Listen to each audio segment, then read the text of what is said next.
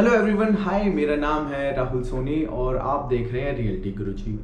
आज बजट में तो इनकम टैक्स में आपको कोई रिबेट मिली नहीं और काफ़ी लोगों की इच्छा थी कि और ख्वाहिश भी रहती है हर बार कि कुछ ना कुछ उनको रियायत मिल जाए, पर इस बजट में तो ऐसा कुछ देखा नहीं गया।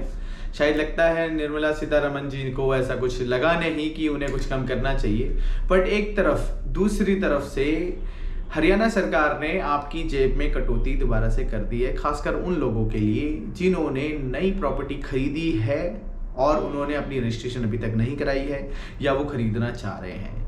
ऐसा क्यों हुआ? ऐसा हुआ 10 जनवरी को, जब हरियाणा सरकार ने गुड़गांव के अंदर सर्कल रेट बढ़ाने का प्लान कर लिया। सर्कल रेट बढ़ाने का प्लान आपके ऊपर किस तरह से इम्पैक्ट डालता है वो मैं बताता हूँ। यहाँ पर क्या हुआ कि सर्कल रेट जो पहले था उसको इम्प्रूव कर दिया गया, यानी कि आपकी कॉस्ट की जो मिनिमम वैल्यू पहले गवर्नमेंट लगाती थी उसको इम्प्रूव कर दिया गया। हर तहसील में, हर सेक्टर में, हर तरह की अलग अलग प्रॉपर्टीज पर लगने वाले टैक्स अलग अलग रहे हैं। अब उनकी सर्कल वैल्यू अलग अलग बढ़ा दी गई है, यानी कि पहले प्लॉट्स की जो सर्कल रेट होती थी उसमें अलग चेंजेस किए गए हैं, फ्लैट की में अलग किए गए हैं, फ्लोर के भी बढ़ाए गए हैं और साथ में कमर्शियल प्रॉपर्टीज की भी वैल्यू बढ़ा दी गई है। अब सर्कल रेट क्या होता है? सर्कल रेट वो होता है जिस वैल्यू के ऊपर गवर्नमेंट डिसाइड करती है कि आपसे मिनिमम आपकी प्रॉपर्टी की वैल्यू मानी जाए और उस पर मिनिमम वैल्यू पर आपसे टैक्स वसूला जाए।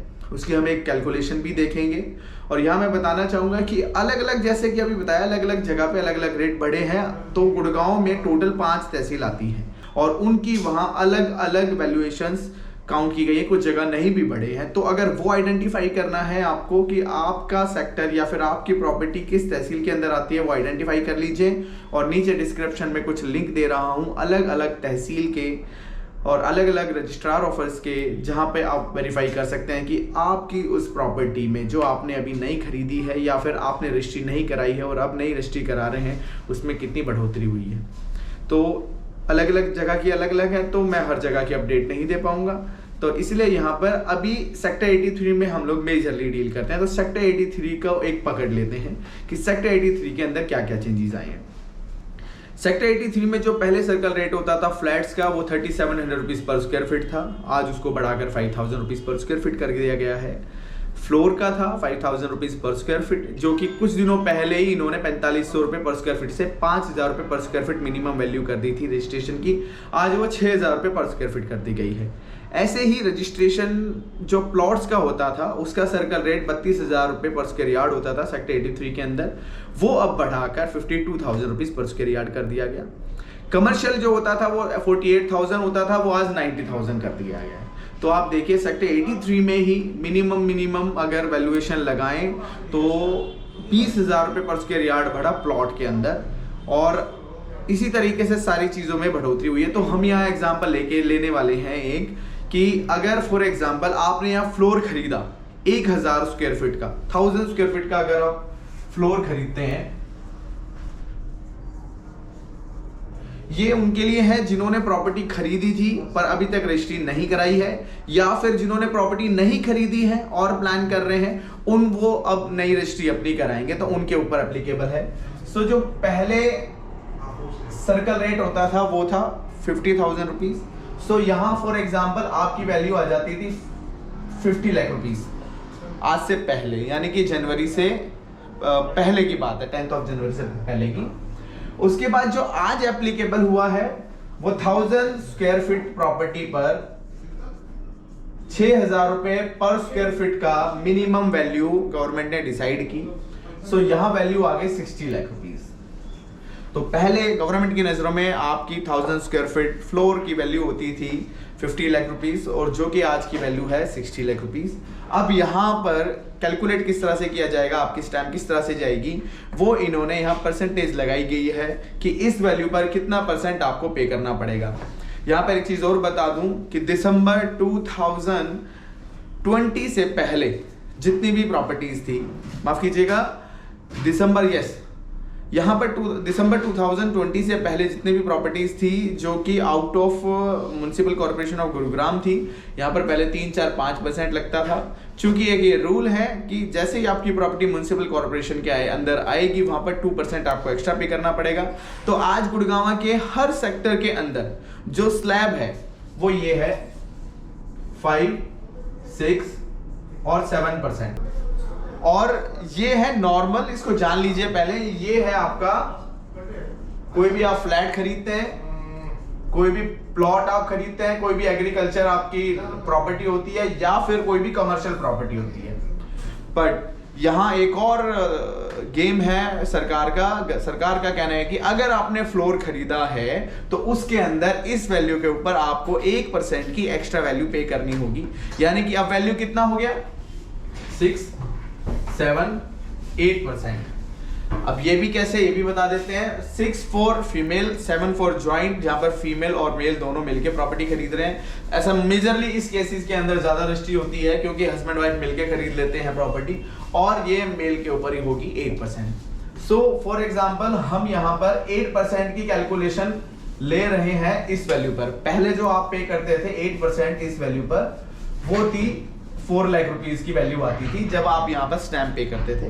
पर आज जो वैल्यू आई है उसके ऊपर मिनिमम जो टैक्स एप्लीकेबल होता है 8% का, दैट कम्स 4.8 लाख रुपीज। यानी कि अगर इस वैल्यू से अगर आप प्रॉपर्टी की टैक्स की काउंट करेंगे तो पहले आप 4 लाख पे करते थे, आज 4,80,000।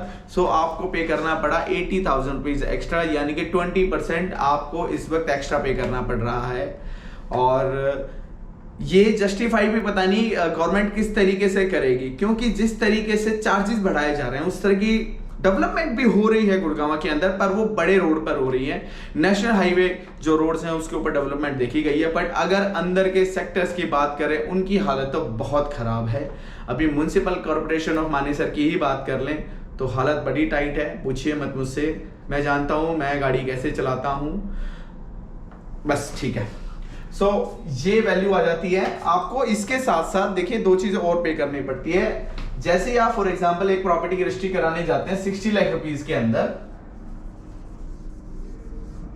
सो यहां आपको एक चीज और पे करनी पड़ती है। ये सिर्फ टैक्सेस जो निकल के आए हैं 60 लाख रुपीस की प्रॉपर्टी पर 4,80,000 रुपीज जो आपको, इसके साथ साथ जो आप टैक्स पे कर रहे हैं इसके अलावा भी आपको कुछ और पे करना पड़ता है, और वो है कोर्ट फीस। कोर्ट फीस आप पे करते हैं। फॉर एन एग्जाम्पल ये भी मैं आपको बता दूं, स्लैब वाइज फिक्स है गवर्नमेंट की तरफ से।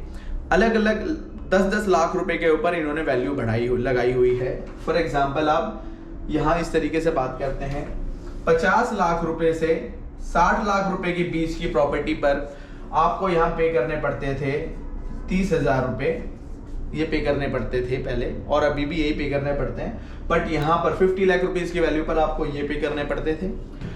आज आपकी 60 लाख रुपए की वैल्यू आ गई है, और ये मान लीजिए 1 रुपया जैसे ही इसको क्रॉस किया यहाँ पर, सो यहाँ पर आपको 35,000 रुपए पे करने पड़ते हैं। सो आप सिर्फ स्टैंप ही पे नहीं कर रहे हैं, आप साथ में कोर्ट फीस भी आप पे कर रहे हैं 35,000 रुपए की। सो ये आप इसमें क्लब कर सकते हैं। यहाँ पर आपको टोटल पेमेंट देनी पड़ी 5,15,000 रुपए। साथ में एक चीज और रुकिए, जो मेजरली समस्या मुझे लगती है, गवर्नमेंट को उसमें बहुत सुधार करना चाहिए। अभी क्या हो गया है कि जैसे फॉर एग्जांपल आपने कोई प्रॉपर्टी खरीद ली, खासकर ये केसेस आ रहे हैं बिल्डर के साथ, तो गवर्नमेंट ने ये मैंडेटरी कर दिया कि आपको प्रॉपर्टी रजिस्ट्री कराने के लिए आपकी प्रॉपर्टी का प्रॉपर्टी आईडी बनना जरूरी है, और जो कि माइनरी चार्जेस होंगे, कोई होंगे तो 200-500 रुपये, अदरवाइज ये फ्री फैसिलिटीज है गवर्नमेंट की साइड से। बट यहाँ पर एक अच्छा खासा ब्राइब लिया जा रहा है जिसकी कीमत तकरीबन 25,000 रुपये, 20 से 25,000 रुपये कर दी गई है बिचौलियों ने, और हर आदमी को पे करना पड़ रहा है। कुछ लोगों की तो हो जा रही है जिनके सोर्सेज हैं गवर्नमेंट में या फिर तबके में, अलग उनकी महकमे में पहुंच है, उनके तो फ्री काम हो रहे हैं। बट मेजरली पॉपुलेशन को यहाँ पे प्रॉपर्टी आईडी का पैसा देना पड़ रहा है, और इसका खर्चा भी आप 25,000 रुपये लगा के चलिए। अगर ये मैं ऐसे जोड़ लेता हूँ तो 5,40,000 रुपये की आप 60 लाख रुपए की प्रॉपर्टी की रजिस्ट्री कराने के अंदर आपको ये स्टैंप पे करना पड़ रहा है। ये सारी चीजें रजिस्ट्रेशन कराने के खर्चे करने पड़ रहे हैं, यानी कि ये 9% निकलता है इस प्रॉपर्टी का। आपने एक प्रॉपर्टी खरीदी, आप उसको ये मत समझिएगा कि ये टोटल वैल्यू हो गई जो आपने प्रॉपर्टी खरीदी है, आपके उस पर 9% के आसपास और एप्लीकेबल हो सकते हैं। हालांकि ये फ्लैट होता तो वहाँ पे 1% कम हो जाता, बट अगर फ्लोर आप खरीद रहे हैं तो कैलकुलेशन इसी तरीके से लगेगी। तो मुझे लगता है कि अगर ठीक है गवर्नमेंट टैक्सेशन में रिलैक्स नहीं दे रही है सेंट्रल गवर्नमेंट, तो उन्हें हरियाणा गवर्नमेंट को थोड़ा सा गाइडेंस देनी चाहिए कि जिस तरीके से वो सर्कल रेट बढ़ा रहे हैं तो उसमें थोड़ा सा सोचना चाहिए उनको। अगर मान लीजिए बढ़ा भी रहे हैं तो उस तरह की ग्राउंड लेवल फैसिलिटीज़ भी गवर्नमेंट को देनी चाहिए। इस वक्त रोड की बहुत गंदी हालात है। सेक्टर 79 और 78 वाले रोड पर तो स्ट्रीट लाइट्स भी नहीं लगी हुई हैं। लास्ट मैंने वीडियो भी बनाया था और महकमे तक वो बात भी गई पहुँचाई है। बाकी देखते हैं कि उनका रिव्यू कैसे रहेगा। ये थी स्टैम्प वैल्यू की बात जो मैंने आपको बताने की कोशिश करी है। बाकी आप डिस्क्रिप्शन पे जाके आप देख सकते हैं कि आपके सेक्टर पर, आपकी प्रॉपर्टी पर और कौन सी तहसील में है, वहाँ पर कितने रेट एप्लीकेबल है। सो आज की वीडियो में तो इतना ही। मिलूंगा आपसे नई वीडियो में नई इन्फॉर्मेशन के साथ। जय हिंद, जय भारत।